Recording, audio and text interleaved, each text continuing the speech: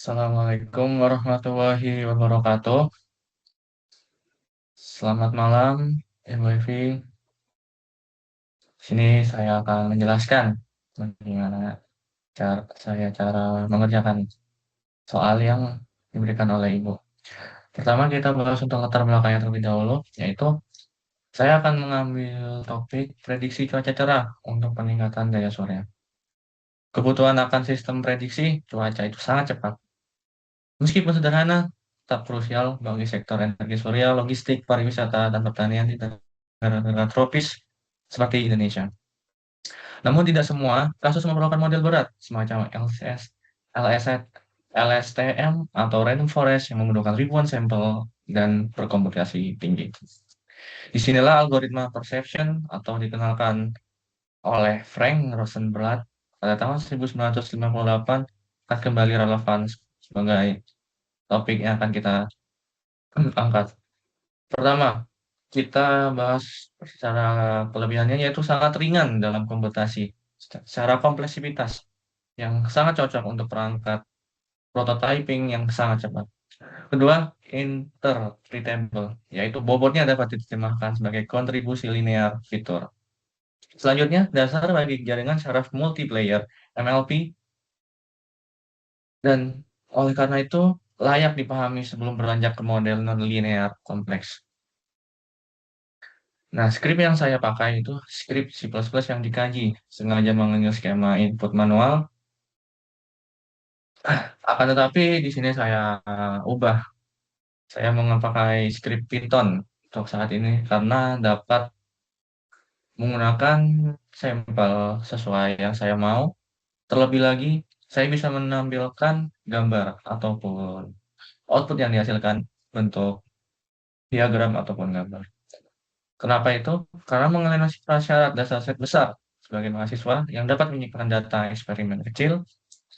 Yang kedua, melatih intuisi tentang bagaimana perubahan fitur yang dapat mempengaruhi pembaruan bobot atau hand-on learning. Teori yang saya gunakan yaitu model linear. Yang kedua, fungsi aktivasi step. Yang ketiga, dengan aturan pembelajaran learning rule. Yang keempat, dengan menggunakan konsep konvergensi, teorema perception. Nah, detail lain seperti apa cara saya mengaturnya? Pertama, kita gunakan fungsi input dengan menggunakan fungsi getFloat atau getInteger untuk memvalidasi agar hanya bilangan yang terima dan mencegah value error. Bagian selanjutnya, struktur data dari input yang input. Fitur tersebut dikumpulkan di dalam list Python, lalu dikonversi ke NumPy array sebagai efisiensi akses. Selanjutnya, saya menggunakan bagian model. Model yang saya gunakan yaitu sklearn linear dengan model perception.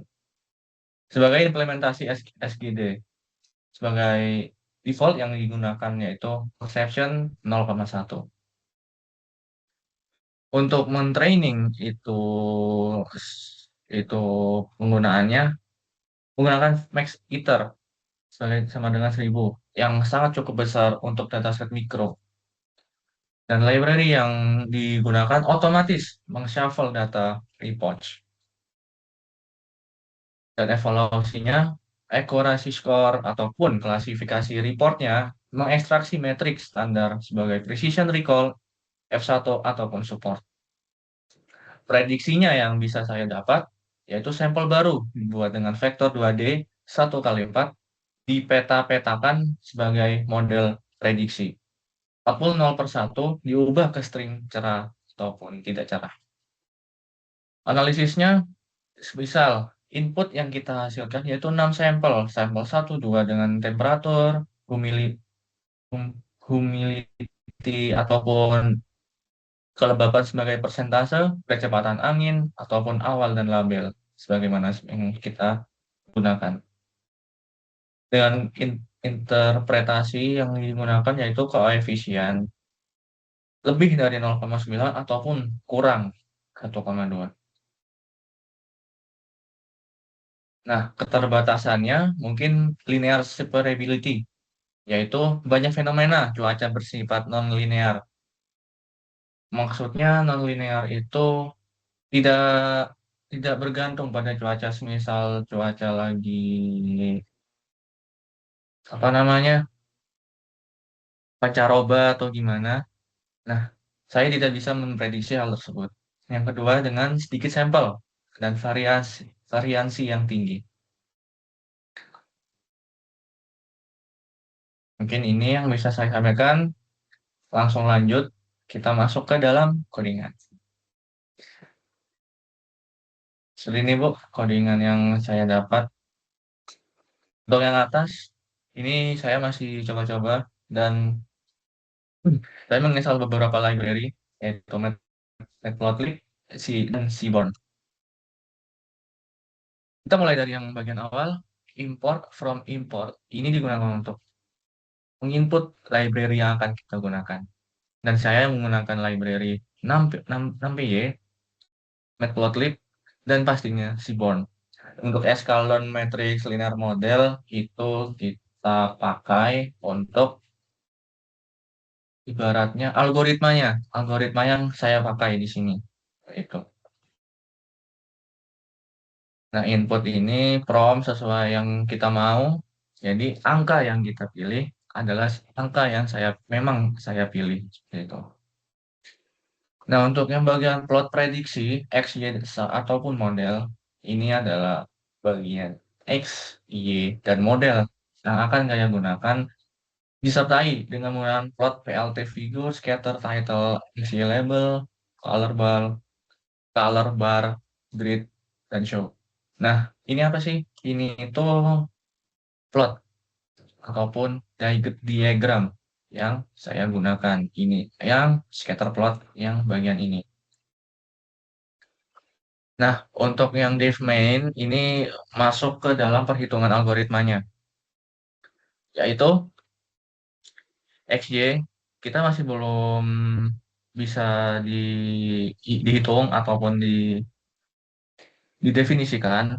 Oleh karena itulah di sini kosong, sehingga dinamis, tidak bergantung pada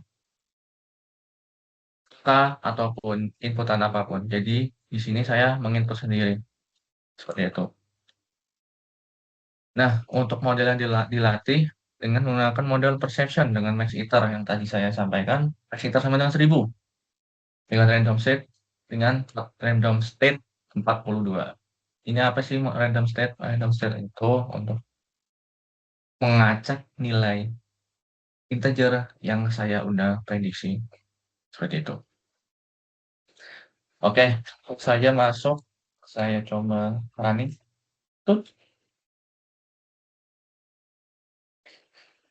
ini saya coba 4 sampel aja ya. Sampel dengan nilai random aja. Speed 30, 1, 10, 10, 1, 0. Milih point speed 15, 1, 0, 12, 50, wind speed 30, 0, dan 0. Nah, ini adalah inputnya. Nah, untuk memprediksi selanjutnya bagaimana, kita input temperatur sekarang. Misalnya, temperatur sekarang sekitar 25, kelembapan sekitar 15%, kecepatan angin 14.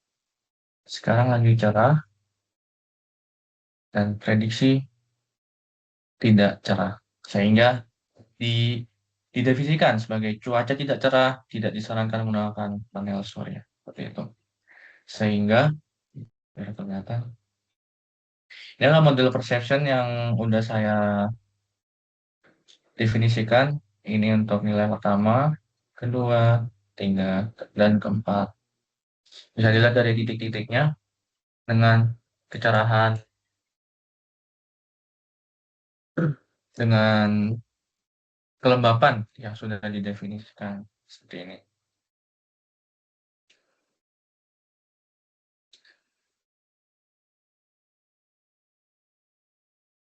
Kesimpulannya, skrip yang saya barusan berikan memadukan teori perception klasik dan praktik hands-on dalam satu file ringan. Dengan meskipun hal tersebut sangat sederhana, codingan tersebut memperkenalkan pipeline ML end-to-end, input, training, evaluasi, dan inferensi. Dua, menemukan intuisi, sebagaimana hubungan fitur label lewat bobot linear.